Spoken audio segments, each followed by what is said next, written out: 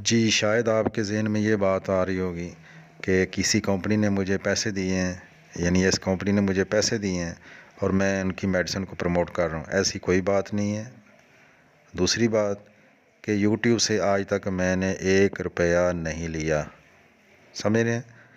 जैसे लोग पैसे कमा रहे हैं, और ये दोनों बातें मैं हल्फ़न कह रहा हूँ। मेरे अपने दिमाग के अंदर जो एक चीज़ आती है वो आपके लिए मैं बनाता हूँ, पेश करता हूँ। तो ये मेडिसिन है एग्नेस और टामियाना के नाम से, ये कम्बिनेशन है मैग्नम कंपनी का। ये पाकिस्तानी कंपनी है और इसकी रेपुटेशन अच्छी है इसकी चीज़ें होती हैं, तो सस्ती भी है। महंगाई के दौर में 212 रुपये कौन सी कीमत है। तो आप इसे इस्तेमाल कर सकते हैं मर्दाना कमज़ोरी वाले हज़रात।